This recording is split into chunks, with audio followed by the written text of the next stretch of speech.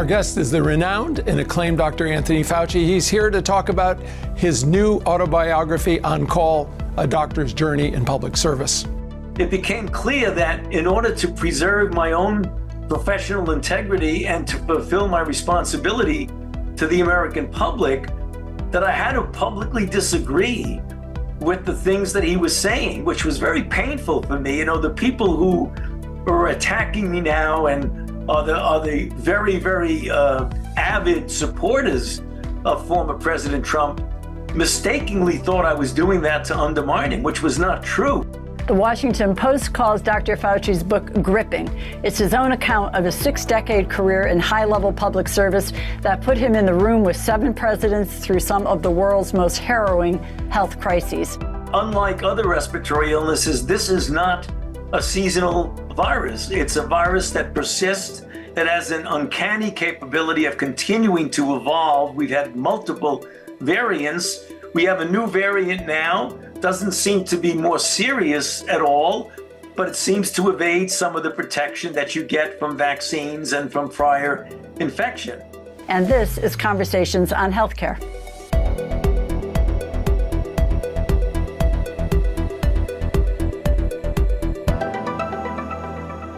Dr. Fauci, welcome back to Conversations on Healthcare. Thank you very much, Mark. Thank you for inviting me back. Oh, that's great. You know, you've written such a compelling book, and one of the first chapters is titled Becoming Dr. Fauci.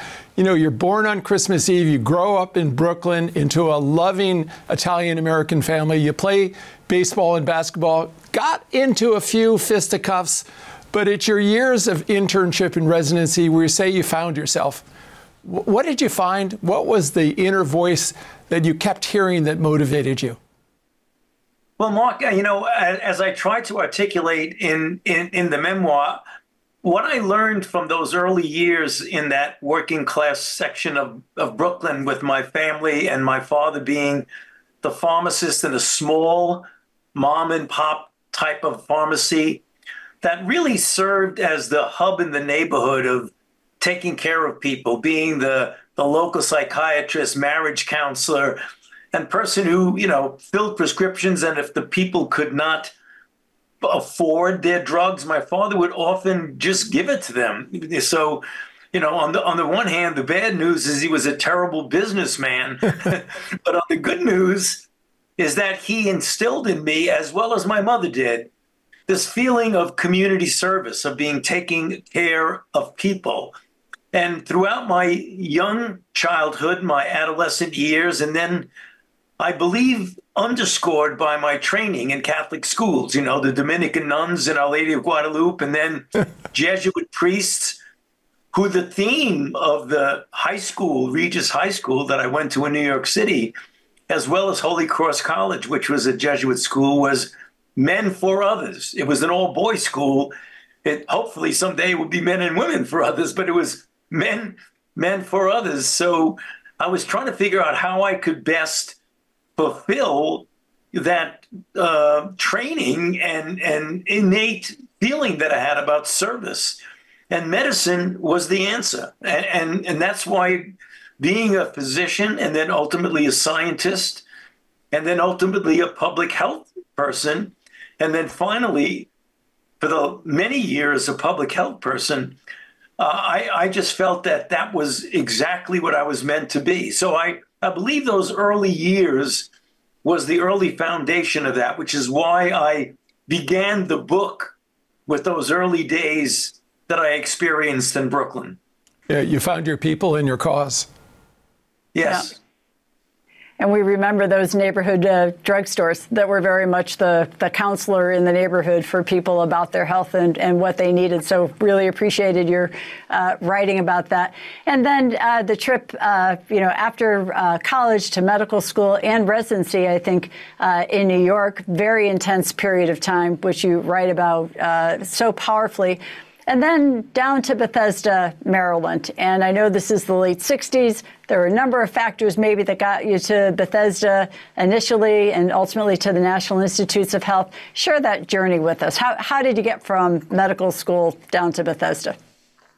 Well, as you correctly said, Margaret, I did my residency at the last part of the 1960s, which was right in the middle of the Vietnam War. So we all assumed, and were willing to do that we would have to serve 3 years in any of the following organizations: either the United States Public Health Service, which is a uniformed service, the Army, the Navy, or the Air Force. I was very interested in infectious diseases and the interface between infectious disease and immunology. And the NIH had, a very, very fine program in that. And I thought that would be a good place to get training, both from a basic and clinical research, as well as to expand my clinical horizons, because I went down there and got my board certification in infectious diseases and in clinical immunology. So I went to the NIH with the purpose, actually, of ultimately getting that training, fulfilling my responsibility for the draft, as well as to then go back to New York and practice medicine in New York City.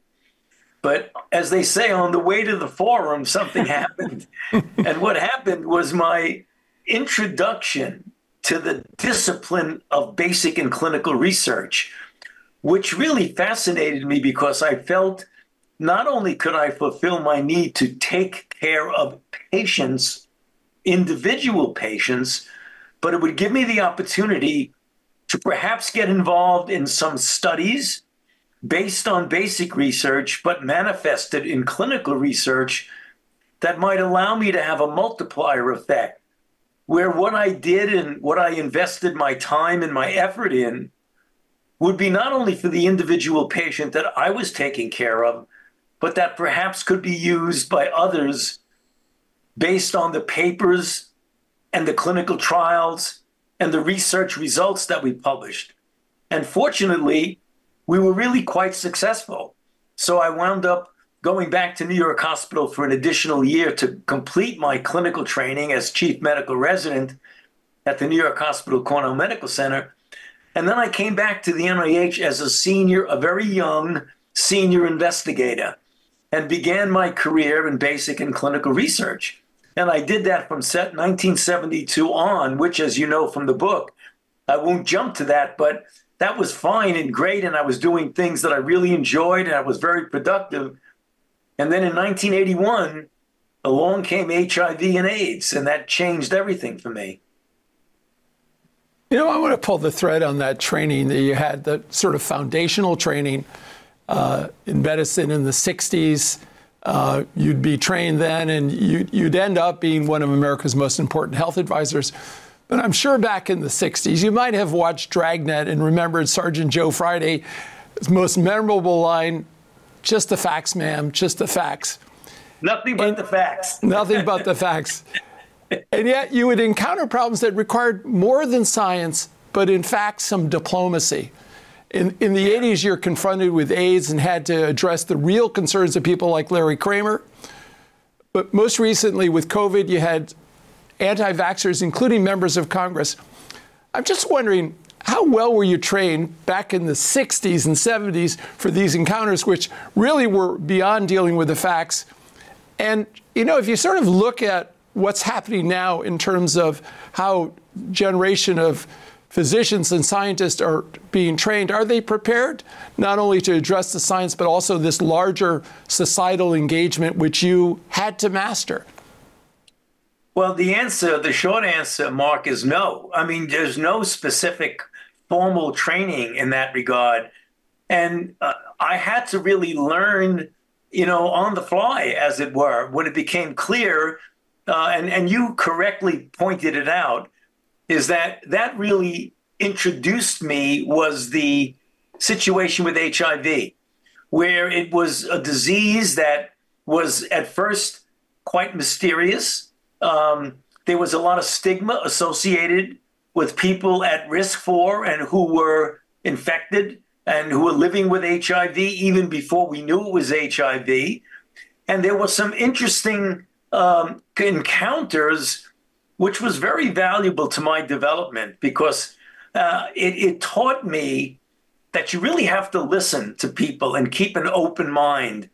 And, the activist movement, I think, historically, is going to go down as one of the most important advances in the interrelationship between science, medicine, and the people that science and medicine supposedly serves, because we were trying to do things in the established way with a disease that was far from anything that we knew in the established way.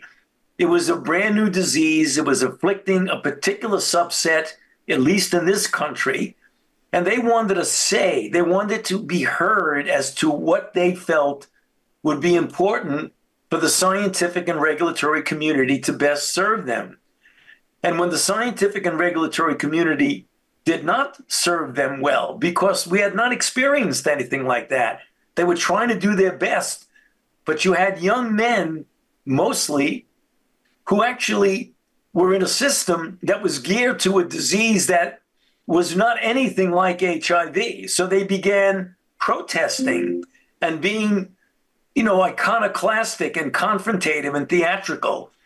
One of the best things I've ever done in my life, Mark and Margaret, was to actually maybe call upon my training in my younger days of empathy and open mind and caring about people. So instead of running away from their protests, which most of the scientific community and the regulatory community did, I invited them in, which shocked them, because no one up to that point was interested in what they were saying. And when I sat down and listened to what they were saying, they made perfect sense. And I said to myself, if I were in their shoes, I would be doing exactly what they were doing. Fast forward to what John Lewis, the famed and iconic civil rights person, said, we made trouble, but it was good trouble. Yeah. And I think that the AIDS activists made trouble, but it was good trouble. And thank goodness we listened to them, because we made the interaction between the scientific and regulatory community and advocacy something that was productive instead of negative. Well, Dr. Fauci, it seems in reading your book that one could make the case that you learned everything that you needed to know for the rest of your career about speaking truth to power, about watching out for the needs of marginalized and disenfranchised people, about being willing to say the truth even when it's not popular, and such great stories that have come out of that time. It's a lesson for the ages. And yet there's always surprises. And it seems to me in reading your book that one of the surprises to you, perhaps, is that the science has not yet allowed us to figure out that we can develop a vaccine, or if we might be able to develop a vaccine, or when we might have a vaccine. I wonder if you'd like to talk about that in terms of for all that the science and the tools we have, there's certain things that we just have not yet been able to do with regard to this. Yeah, great question, Margaret. I'll try to be as succinct as possible. But what I explained in the memoir is that one of the fundamental principles of vaccinology is that you try as best as possible to mimic natural infection with your vaccine, obviously without hurting the patient. Because if you look at the diseases, smallpox, measles, polio, which have a certain degree of morbidity and mortality, the overwhelming majority of people recover from those diseases and then develop a degree of protection to prevent them from getting reinfected with the same virus, be it measles, be it polio, be it smallpox. And that was predicated on the fact that the body had the capability of mounting an adequate immune response. So vaccinology over the years figured out ways, one way or the other, to get the body to respond in a way that it would respond to natural infection. So the mantra for vaccines was mimic natural infection in a safe way. The only trouble with HIV is that alone among the pathogens that we have dealt with, we don't make an adequate immune response against HIV. And once you get exposed to the virus and it integrates itself into the genome of certain subset of your cells, the reservoir is there and the immune system is incapable of eliminating it. So natural infection is not the key to getting a good vaccine. You don't want to mimic natural infection. You want to do even better than natural infection does. And up to this point, Margaret, we have not been able to crack that nut. We're getting close, but it requires a degree of understanding the mechanisms of reaching into the very early precursor cells of the immune response and coaxing them to make broadly neutralizing antibodies. The normal vaccine approaches that we've taken don't seem to do that, but there's a lot of really good work going on. I have cautious optimism that we will get an HIV vaccine, but it's one of the more difficult tasks scientifically than we've ever faced. You know, I want to talk about one of your relationships with one of the 7 presidents that you served, and also what might be hopefully a new discovery. And it was last year when we were together at Aspen Ideas Health. We had the opportunity to talk to you about PEPFAR and your relationship with President Bush and the incredible work that went on in Africa because of his leadership. Now there's also good news that Gilead has developed a twice-year subcutaneous injection, hopefully to prevent HIV, that at least seems to be succeeding in late-stage trials. I'm wondering a little bit about President Bush and that relationship that you had, and the great work that happened under PEPFAR, and also what do you think of this potential very important hopefully discovery? Well, Mark, 2 great questions.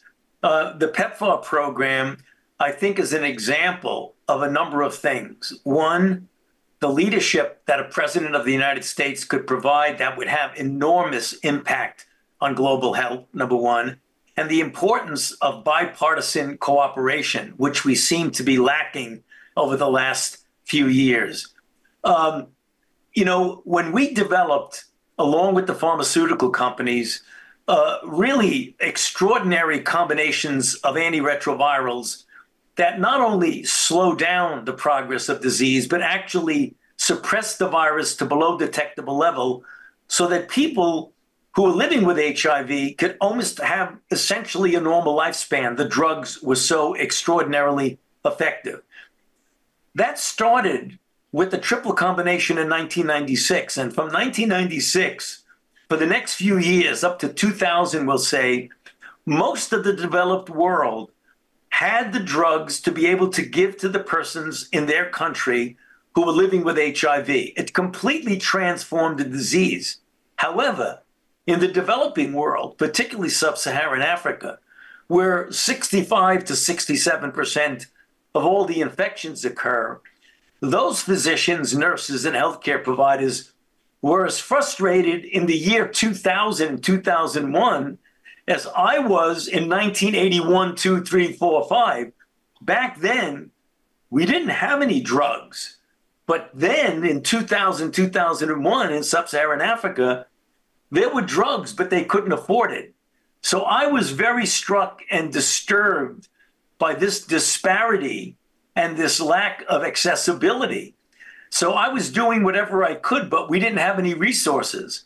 Lucky for the country, the world, and everyone, President George W. Bush felt very strongly that as a rich nation, as he said very clearly, he articulated it well, he felt we have a moral obligation as a rich country to not allow people to die and suffer from a preventable and treatable disease merely because of where they happen to have been born.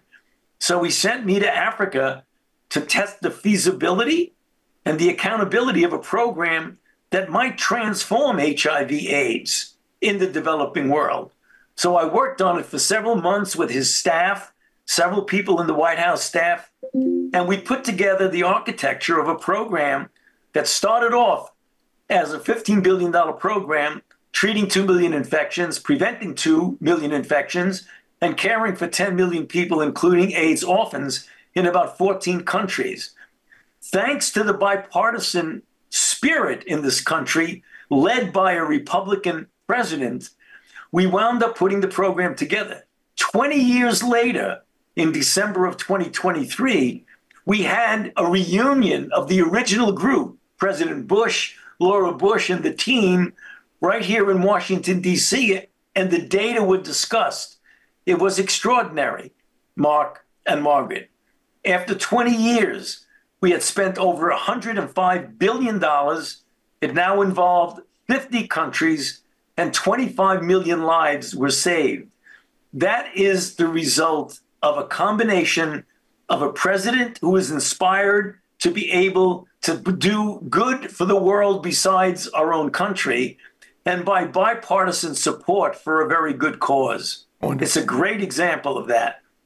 It is a wonderful story, and I think it was George Bush Sr. who talked about the 1,000 points of light, if I'm remembering that being one of his statements. And PEPFAR certainly is a light among many lights. And, you talk about those 20 years, and in between, more or less those 20 years, there's Zika, and there's Ebola, and there's swine flu, and so many crises that you dealt with and contributed to. But I do want to just one more. Mark, before you go on, could I want to make sure I answered Mark's second question very, very quickly. There's an injectable drug now that you can give twice a year, lenacapavir, which is just extraordinary. In a recent trial, it had essentially 100% efficacy in preventing acquisition of infection in cisgender women. I mean, that is a major, major breakthrough in prevention. And that's something, when you talk about we were not as successful yet in developing a vaccine, but this is going to have major implications, particularly in the developing world. Anyway, I'm sorry for interrupting you. Not at all. Absolutely. I'm glad you made the point, and that news has been very exciting. But I did want to just, before we leave PEPFAR, because it was so successful, it has been and is still such a very critical part of the response. Where does that stand now? I understand Congress only approved money until March of next year. Some folks say that PEPFAR has really gotten wrapped up in some of the contention about the abortion issues and funding, and that's why it's on a tight leash. Do you have a sense of what the game plan is for a really secure future for PEPFAR? Well, the game plan is to ask yourself a simple question. This has been the most successful public health, global health program for a single disease in history. It saved 25 million lives. Now, because of the political divisiveness we have, there's just trying to somehow or other connect it with, abortion and things like that. It has nothing to do with that at all. And what's happened that it generally, over the last 2 decades, has relied on a 5-year authorization to allow the program to be able to plan ahead and to prepare the amount of resources that they would need. Now, all of a sudden, it's got tied up in political wrangling, which is really unfortunate when you have a program that is the shining light of what America can do. And it has made our country, particularly in the developing world, just a hero country. I mean, the people respect us and love us for that. One of the few things that we can say consistently, everybody agrees that they love us for, and to interfere with that would be such a shame if you do that, but nothing but just frank political reasons. You take us through in the book, through Ebola and Zika, and then you start focusing on COVID, which you call a disease like no others.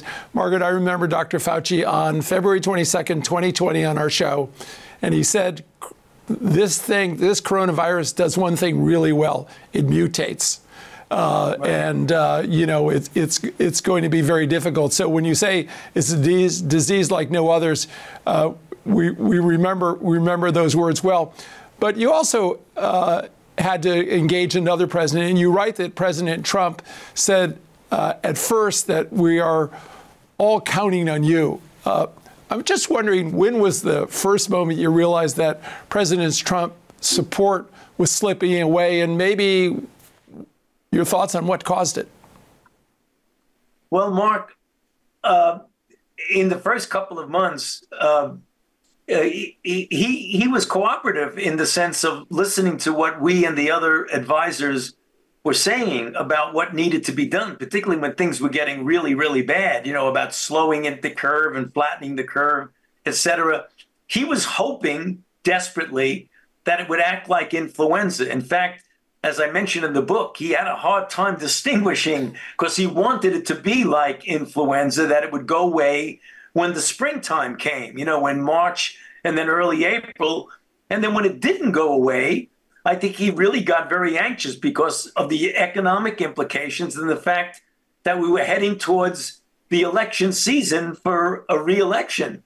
And he started to say things that were frankly not true, like it was going to disappear like magic. And when it didn't disappear like magic, he was saying, well, we have magic elixirs. Along comes hydroxychloroquine. So once he started to say that, it became clear that in order to preserve my own professional integrity and to fulfill my responsibility to the American public, that I had to publicly disagree with the things that he was saying, which was very painful for me. The people who are attacking me now and are the very, very avid supporters of former President Trump mistakenly thought I was doing that to undermine him, which was not true at all. It was very difficult for me because of the great deal of respect I have for the presidency of the United States to have to contradict what the president said. I had no antipathy towards him, but I just had to tell the public what the truth was. And for that was unleashed on me by his supporters an incredible amount of vitriol and attacks that persist and even accelerate to this day. Well, we are among the people who were glued to the news reports that you provided. So it was a huge public service to the country during that whole period of time. And I know you've moved on to new roles and new work, but got to ask you while we have you, summer is upon us. There's news reports of rising COVID cases this summer and that the virus may already be evolving beyond what is in store for us in terms of the fall boosters. How do you assess the situation? I'm sure you're still in touch with your colleagues as they think through what comes next with COVID.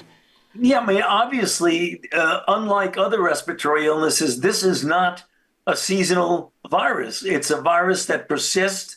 It has an uncanny capability of continuing to evolve. We've had multiple variants. We have a new variant now. Doesn't seem to be more serious at all, but it seems to evade some of the protection that you get from vaccines and from prior infection. So one of the things we have to do is to realize particularly vulnerable people. I mean, most of the people have either been infected and or vaccinated. So there's a degree across the country of protection, predominantly against severe disease and death, not necessarily against reinfection, but it's the vulnerable people that we worry about. The elderly, those with underlying conditions, people with obesity, people with diabetes, people on immunosuppression drugs for autoimmune diseases and cancers and things like that. So that's the reason why I believe that we likely will have to continue to boost people as new variants arise, because I don't see this thing disappearing, because it's such a incredible capability of spreading from person to person. That those are the kinds of things that just don't get eradicated and they don't get eliminated. You have to live with it, hopefully at a very, very low level that does not disrupt society and does not have too much of a negative impact, particularly among vulnerable people. Dr. Fauci, I want to ask the question about this. Was it a lab leak or a jump from an animal? But from the perspective of a scientist who's trying to develop a vaccine for this or a cure for this, does it matter? Do they need to know? Or is it just a sideshow? If not a sideshow, I know it's an important issue, but just trying to think about it from your vantage point as somebody who would look at this and say, can we develop a cure for it or some form? It's here. It's here. So you have to deal with what you're being confronted with. And that's the virus, the type of virus that we're going to have to develop a vaccine for it, which we did. By the way, Mark, we have one of the most successful vaccines. The number of people whose lives have been saved in the United States is measured in several million. Globally, it's double figures million. So, of course, we don't know. We don't know exactly what the origin is, but whatever it is, we've got to make sure that we prepare for the possibility of this happening again, whether it's lab leak or whether it's natural occurrence. We need to continue to do the science and bolster up our public health capabilities. Well, Dr. Fauci, your book offers many lessons for people thinking about medicine and research and careers. But you also devote a good amount of time to talking about how to make life successful, how to have a two-career household. Certainly, Dr. Christine Grady has been your partner in all of this as your wife and a bioethicist and clinical nurse specialist, I believe, as well. So 3 children, incredible career, marriage, partnership. What advice do you have for the time-strapped professional couples who are trying to raise children and trying to lead the kind of lives of service and professionalism that you've been able to do? We think you've done a great job with that. Tell us some of your tips. Know, I have to, Margaret, in all honesty, give all the credit to my wife. I am not the poster child for good work-life balance. So my secret was to find the right partner. And she's just an amazing person and has helped me to be able to, put in the amount of time, not as much as I want to with our children, but she does. She's just amazing. I could write a book about that. So my advice is find a really good partner who can help you and who can advise you, who can support you, and who does not feel shy about being honest with you and helping to make you a better person, which she very much has done.